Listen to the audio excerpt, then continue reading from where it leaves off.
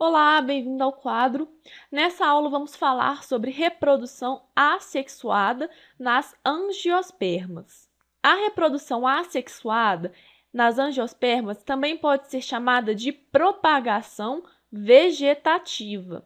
E essa característica é muito utilizada pelos seres humanos na propagação de plantas de interesse comercial. E aí, no caule das angiospermas, nós podemos encontrar um conjunto de células indiferenciadas. Essas células indiferenciadas ficam localizadas nas gemas ou botões vegetativos.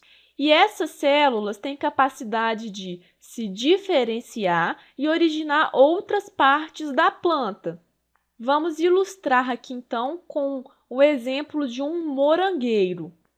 No morangueiro, que é a planta que produz os morangos, nós temos um caule que é chamado de estolho. Então, aqui nós temos o caule do tipo estolho. E este caule do tipo estolho, ele vai se ramificando. E aí, a partir das gemas, as partes da planta vão se formando. Quando este caule se fragmenta em pontos específicos, essas novas plantas vão ficar independentes. E aí, a planta agora independente vai se desenvolvendo, formando um novo morangueiro. Através do estolho dessa nova planta, pode originar uma nova e o processo vai amplificando. Então, nós temos como exemplo típico o morangueiro, que é a planta que irá formar os morangos, e também como exemplo de caule do tipo estolho, temos a grama. Então, essa é a forma mais comum de reprodução assexuada nas angiospermas e é denominada também de propagação vegetativa.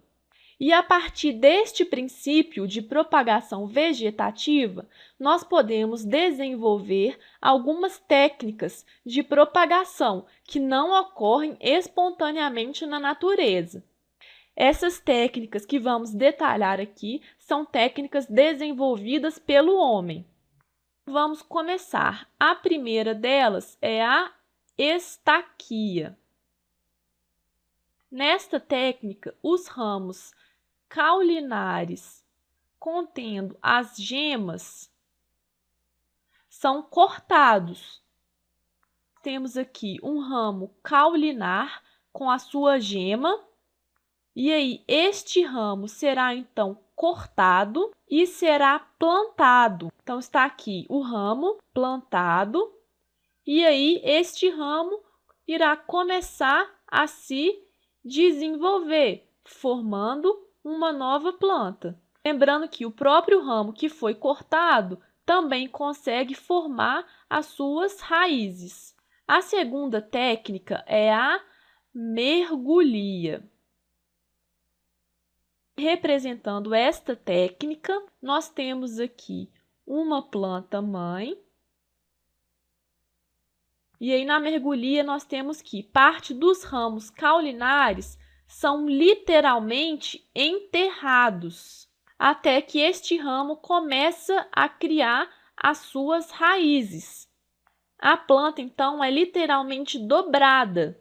E depois, esta nova planta será separada da planta mãe. A próxima técnica, que é também muito utilizada, é a auporquia. Para representar a auporquia, irei desenhar aqui troncos de uma árvore. Aqui nós temos algumas folhas e os galhos desta árvore. Na auporquia é feito um pequeno corte aqui no ramo da planta. E aí este corte é envolvido e protegido. Geralmente coloca um pouco de terra úmida em um recipiente, como por exemplo um saco ou um pano, que irá envolver este ramo que foi cortado. Então, aqui haverá um microambiente que vai ser propício para o desenvolvimento de novas raízes. Quando essas raízes se desenvolvem, o ramo é cortado. Ele vai ser, então, retirado e plantado. Nós temos aqui, então, o solo, onde este ramo será plantado. Então, aqui já temos o ramo e as raízes. As raízes começam a se desenvolver e uma nova planta é formada. E o último exemplo é a enxertia. Na enxertia, nós temos uma muda, e essa muda é chamada de cavaleiro ou enxerto, que será transportada para outra planta que já está enraizada. Temos aqui uma outra planta já enraizada, que é chamada de porta-enxerto ou cavalo. Essa muda será então colocada sobre a planta que já está enraizada. Nem sempre a enxertia dá certo, mas existem plantas de fácil cultivo a partir da enxertia. Por exemplo, pingo de ouro e o hibisco. Terminamos aqui com a reprodução assexuada nas angiospermas e as técnicas que os seres humanos utilizam para fazer essa propagação vegetativa. E na próxima aula vamos discutir um pouco sobre mecanismos que dificultam a autopolinização nas angiospermas. Muito obrigada e até lá!